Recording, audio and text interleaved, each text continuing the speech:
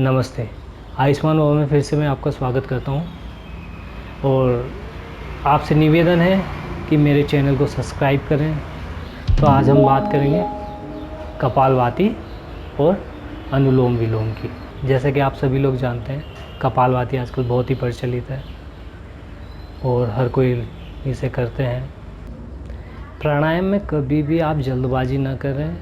Specially kapalbhati और अनुलोम विलोम के बारे में मैं बताने आया हूँ यहाँ पे अभी आपको।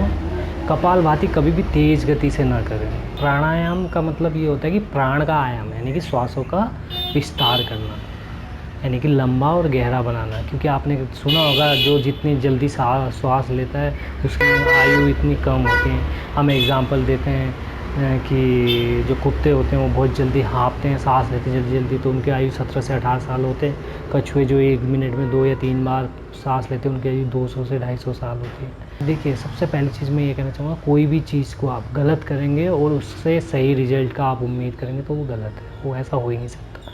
अगर आप गलत कर रहे हैं तो उसका रिजल्ट भी गलत ही होना है। तो इसलिए हमेशा सही और अच्छा से करें। कपालभाति कभी भी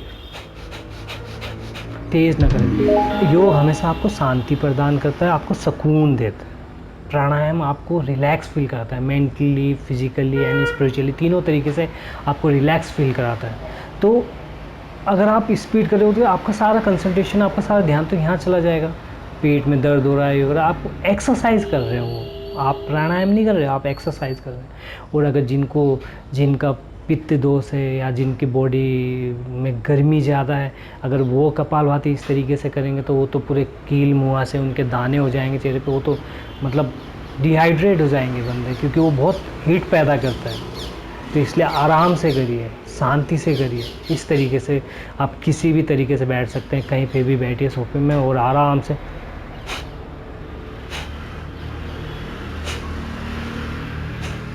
छोड़ने में थोड़ा ज़्यादा ध्यान दीजिए, थोड़ा सा प्रेशर लगाइए, बट लेने में भी ध्यान देना है।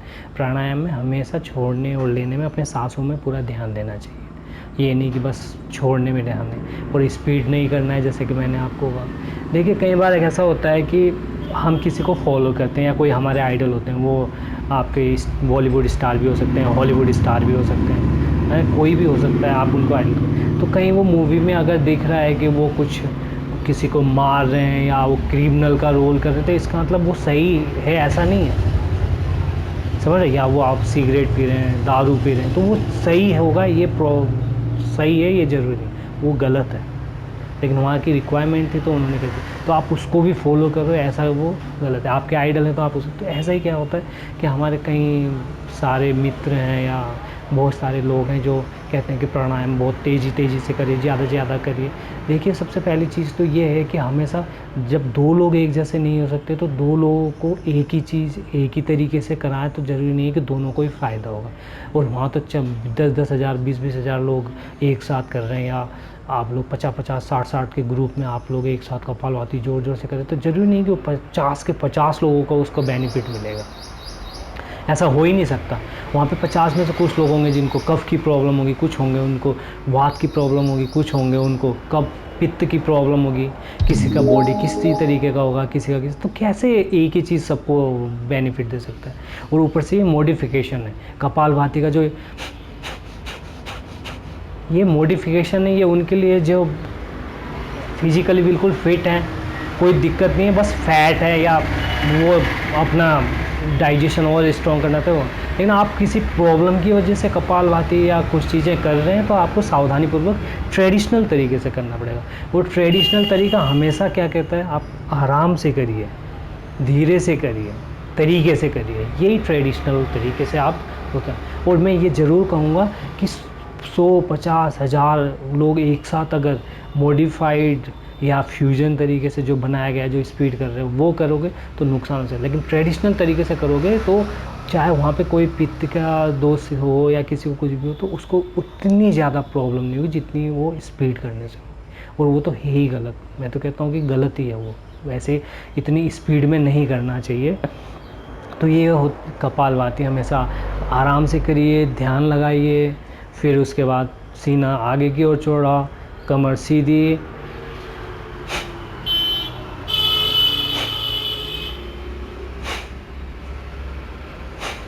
ये।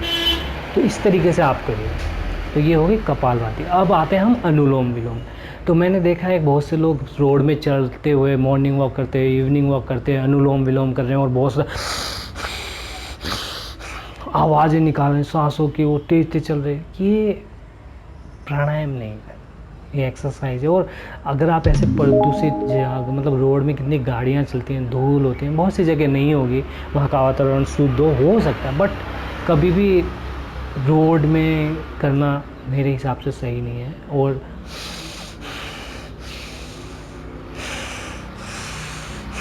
ऐसे करने की कभी भी ताकत लगाने की ज़रूरत नहीं है। योग में कभी भी आप ताकत लगा के कर रहे हैं या एफर्ट लगा रहे हैं और बहुत ज़्यादा आपको हो रही और आप उसमें थक रहे हैं या परेशान हो रहे हैं, तो वो फिर योग नहीं। देखिए योग में बहुत एडवांस आसन भी आप अगर बहुत ज़्यादा एडवांस आसन भी आप अगर प्रैक्टिस करते हुए करते हैं या आप उस फाइनल पोस्चर में भी आते हैं ना, तो आपको थकावट या एक तरीके से प्रेशर फील नहीं होगा, आप उस चीज़ को एंजॉय करेंगे। योग कभी भी आपको थकाएगा नहीं। तो इसलिए अनुलोम विलोम भी हमेशा, देखिए ये नॉर्मल ऐसे भी कर सकते हैं। अनुलोम विलोम में कुछ चीज़ों का ध्यान रखना है, वो मैं आपको बताता हूँ। ये इस तरीके से भी पकड़ सकते हैं, ऐसे। और हाथ ऐसे नाक के आगे नहीं लेके आना है। ऐसे जब आप करो तो हाथ में नहीं टकराना चाहिए, जो आप श्वास बाहर छोड़ रहे हो हाथ में नहीं ऐसे रखें। और यूं करके ऐसे करके रहने से भी आप ज़्यादा देर होल्ड नहीं कर पाएंगे, क्योंकि मैंने कहा ना आपको खुद को परेशान नहीं करना है प्राणायाम। इसको आप डाउन ही रखिए, जैसे आपको कंफर्टेबल हो ऐसे। सोफे में बैठ के भी कर सकते हैं आप, कमर सीधी रखिए लेकिन। और ये आप ये वाली मुद्रा भी कर सकते हैं ऐसे। आप ये मुद्रा भी कर सकते हैं, आप ऐसे भी कर सकते हैं, कोई दिक्कत नहीं। कैसे करिए, आपको कैसे भी। और देखिए मैं एक साइकिल करूँगा कितना टाइम लगता है। अगर आप अनुलोम विलोम अच्छे से तरीके से ट्रेडिशनल तरीके से करेंगे तो कितना टाइम लगता है आप देखिए। गहरी लीजिए, कि मैं ऐसे ही कर रहा हूँ जैसे नॉर्मली सब करते हैं।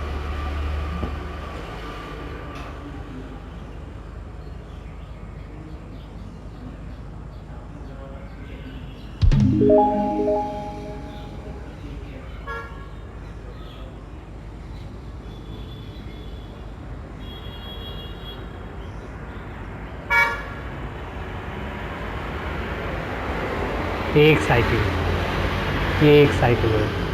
और आराम से करिए, जल्दबाजी मत करिए। जल्दबाजी से ना आपका ही नुकसान होगा और कुछ नहीं होगा। और हमेशा स्वच्छ वातावरण में करिए,